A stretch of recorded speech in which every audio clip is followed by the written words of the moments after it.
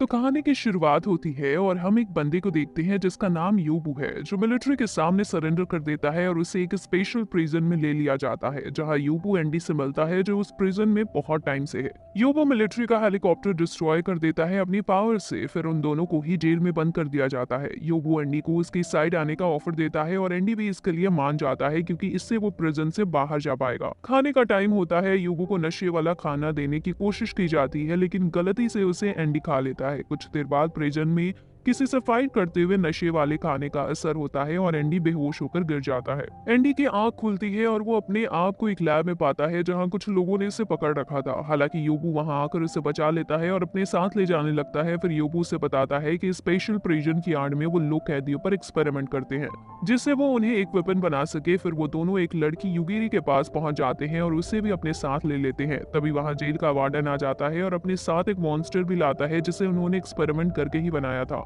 वो मॉन्स्टर उन पर अटैक करता है लेकिन जैसे ही योबू अपनी रियल पावर दिखाता है वो मॉन्स्टर योबू के सामने नहीं टिक पाता, जिसके बाद योबू, युगिरी और एंडी को लेने पेंड्रा के लोग आ जाते हैं। फिर एंडी भी उनके पेंड्रा नाम की ऑर्गेनाइजेशन में ऑफिशियली ज्वाइन हो जाता है।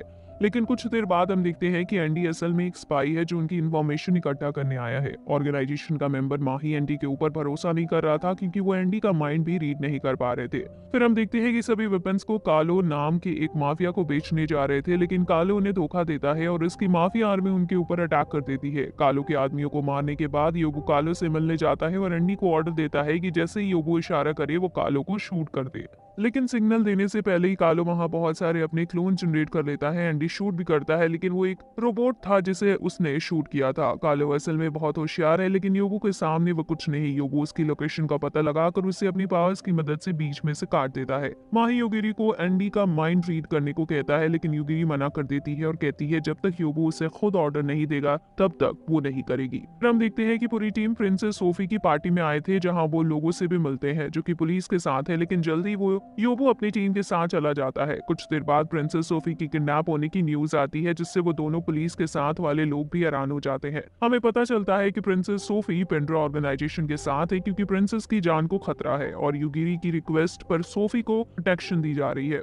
फिर सोफी काफी टाइम युगिरी के साथ घूमती है और उसे याद आता है कि वो पहले भी युगिरी से मिली थी। सोफी युगिरी से एक ऑर्फनेज पर मिली थी जहां युगिरी बचपन में रहती थी। वो साथ में घूम रहे होते हैं तभी वो इंसान सामने आ जाता है जो सोफी को मरवाना चाहता था, जिसका नाम टोयोटो है। लेकिन तभी उन दोनों बंदों को भी पता चल जाता है कि सोफी को टोयोटो मरवाना चाहता है, इसलिए वो वहां पुलिस भेज देते हैं। पुलिस टोयोटो को पकड़ती है। इससे पहले वो सोफी पर शूट कर देता है लेकिन एंडी खुद घायल होकर सोफी को बचा लेता है। तभी वहां योबू आ जाता है और टोयोटो की गन तोड़ देता है, जिसके बाद पुलिस टोयोटो को पकड़ लेती है। सोफी योबू से युगिरी को अपने साथ ले जाने की रिक्वेस्ट करती है लेकिन युगिरी ही योबू के साथ छोड़ने से मना कर देती है, जिसके बाद वो तीनों वहां से चले जाते हैं। फिर हम देखते हैं कि गाबू नाम की एक टीम ने कुछ लोग भेजे हैं पेंड्रा की शिप पर इन्हें मारने के लिए। फिर पेंड्रा के लोग भी उन पर अटैक कर देते हैं। एंड्री, जो कि अपनी पावर्स की मदद से किसी को भी छूकर सामने वाले की पावर्स कुछ देर के लिए सील कर सकता है, वो उनमें से एक लड़की को बेहोश कर देता है। अपने आप को हारते हुए देख गाबू के तीनों गर्ल्स अपनी पावर एक कर लेती हैं और वहां से भागने लगती हैं, लेकिन योबू अपनी पावर्स की मदद से उन्हें रोक लेता है और पूरी शिप को ही हवा में उड़ा देता है। फिर सभी एक सिटी में आए होते हैं और युगिरी और एंडी साथ में काफी एंजॉय भी कर रहे थे। दूसरी तरफ योबू एक मेडिकल फैसिलिटी में जाता है अपनी बॉडी के सीक्रेट पता करने। फिर एंडी के सामने मीनामोटो और फुजीरो आते हैं जो उसे बताते हैं कि उन्हें पता है कि एंडी एक स्पाई है और वो यूएस गवर्नमेंट के लिए काम करता है। दूसरी तरफ साकागी युगिरी पर लगातार नजर रख रहा था। फिर युगिरी अपनी पावर से एक बच्चे की उसके पेरेंट्स तक पहुंचने में मदद करती है। तभी साकागी वहां पुलिस बुला लेता है और युगिरी को अरेस्ट करने की कोशिश करने लगता है, लेकिन इससे डरकर युगिरी अपनी पावर से कंट्रोल को देती है जिससे हर चीज डिस्ट्रॉय होने लगती है। लेकिन कुछ ही देर में एंडी वहां आ जाते हैं और युगिरी को रोक लेता है। तभी वहां उसके बाकी के पार्टनर्स भी आ जाते हैं। फिर वो सभी वहां से चले जाते हैं। फिर सभी योबू के साथ होते हैं। योबू सभी को बर्थडे पार्टी दे रहा था और हमें पता चलता है कि योबू को टेस्ट से पता चला था कि अब उसके पास ज्यादा टाइम नहीं बचा है। साथ ही एंडी को मैसेज मिलता है कि उसे जल्दी से जल्दी अपना मिशन पूरा करना होगा, जिसके बाद योबू सभी को उनका नया मिशन बताता है जो कि एक यूएस डिवाइस को चुराना है। एंडी इसके बारे में गाबू टीम को जानकारी दे देता है और कुछ ही देर में सभी मिशन के लिए निकल जाते हैं। लेकिन एंडी शिप पर वापस आता है अपने काम को पूरा करने, जो कि शिप के डिफेंस सिस्टम को बंद करना था। गाबो के लोग पेंड्रा ग्रुप के लिए पहले से ही ट्रैप लगा देते हैं और काओरू योबू से फाइट करने आ जाती है। योबू की बॉडी अब उतनी स्ट्रांग नहीं थी, इस वजह से उसे फाइट करते हुए काफी दिक्कतों का सामना करना पड़ा था। फिर योबू अपनी फुल पावर के साथ काओरू से फाइट करने लगता है और आसानी से उसे दूर फेंक देता है, जिससे काओरू बेहोश हो जाती है। फिर योबू एंडी के पास आ जाता है और उसे बताता है कि उसे शुरुआत से ही पता था कि एंडी स्पाई है, लेकिन अब योबू के पास एंडी को मारने के अलावा कोई और रास्ता नहीं बचा। तभी हम कुछ साल पहले का सीन देखते हैं जहां योबू काफी छोटा था और हमें पता चलता है कि उसने अपने फादर को कुछ टाइम पहले ही खोया है। योबू एक लड़की फुजीको और उसके फादर के साथ जापान आ जाता है, जहां कुछ टाइम बाद मिलिट्री के लोग आते हैं और कैप्टन एजी फुजीरो और योबू को ऑफर देते हैं कि वो मिलिट्री की ईएसपी स्पेशल यूनिट में ज्वाइन हो सकते हैं, लेकिन फुजीरो मना करती है क्योंकि उनकी ईएसपी स्पेशल यूनिट को देश की तरक्की से कोई मतलब नहीं था, बल्कि सिर्फ जापान के डिफेंस की काम आ सकते हैं। और साथ ही योबू याद करता है कि उसके फादर ने उसे अपनी पावर्स यूज करने से मना किया था, खासकर किसी वेपन के रूप में तो कभी नहीं। हालांकि कुछ टाइम बाद फुजीरो और योबू दोनों ही आर्मी ज्वाइन करने के लिए मान जाते हैं, जहां उनकी बहस एक नेवी के ऑफिसर से हो जाती है, लेकिन फुजीरो उसे आसानी से हरा देती है। कुछ टाइम बाद एजी योबू को चूज करता है ईएसपी यूनिट के लिए। योबू को याद आता है कि कैसे उसके फादर ने उसे उसकी पावर्स यूज करने से मना किया था, लेकिन फिर भी योबू ज्वाइन कर ही लेता है। उनके पहले मिशन पर योबू को यूएस की सबमरीन दिखती है और तभी योबू को उनकी टीम को पता चलता है कि कुछ ईएसपी डॉल्फिन उनसे मदद मांग रही हैं, लेकिन तभी यूएस सबमरीन टीम में से एक डॉल्फिन को मार देती है। हालांकि योबू की टीम बाकी दो को बचाने में कामयाब हो जाती है।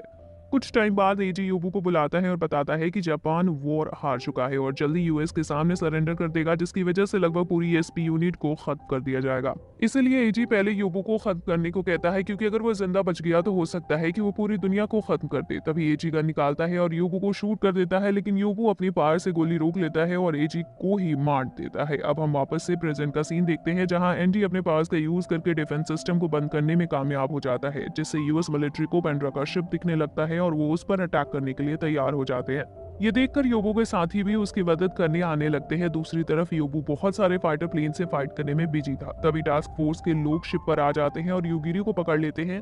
एंडी उन्हें रोकने की कोशिश करता है, लेकिन वो जिसके लिए काम कर रहा था वही उसे शूट कर देते हैं और युगिरी को लेकर चले जाते हैं। एंडी देखता है कि योबू को दिए लॉकेट की वजह से एंडी बच गया, लेकिन योबू इतने प्लान से फाइट करता हुआ थक गया था और वो अपनी पूरी पावर से सभी को एक साथ खत्म करने की कोशिश करता है, लेकिन इतनी पावर यूज करने की वजह से वो बेहोश हो जाता है। मगर तभी मिलिट्री फिर से एक बड़ा अटैक कर देती है शिप पर, लेकिन सभी शिप पर पहले ही जा चुके थे, सिर्फ योबू और एंडी को छोड़कर। एंडी योबू को बचाने का डिसाइड करता है और उसे लेकर एक मेडिकल सेंटर में आ जाता है। योबू होश में आने के बाद एंड्री से मिलिट्री के बारे में जानकारी लेता है, जिससे योबू समझ जाता है कि जिसने ये प्लान बनाया है वो एजी ही है, जो किसी तरह से अब भी जिंदा है। फिर हम देखते हैं कि काओरू की मदद से योबू पूरी तरह से ठीक हो जाता है और फिर एंडी के साथ युगिरी से बचाने के लिए निकल जाता है। फिर वो दोनों एक घर पर पहुंचते हैं, जहां एजी का साथी आता है और इसके कार्ड की मदद से वो फैसिलिटी में घुसने में कामयाब हो जाते हैं, जहां युगिरी को पकड़ रखा था। लेकिन वहां आने के बाद उन्हें पता चलता है कि युगिरी वहां है ही नहीं। तभी कुछ मशीन रोबोट उन पर अटैक करने आ जाते हैं। हालांकि योबू की बाकी टीम भी वहां आ जाती है और वो मिलकर आसानी से उन रोबोट्स खत्म कर देते हैं, जिसके बाद उन्हें पता चलता है कि एजी का टारगेट असल में न्यूयॉर्क का मेयर है, जो ईएसएम की पॉलिसी से सहमत है। एजी जरूर युगिरी की मदद से उसे मारने की कोशिश करेगा।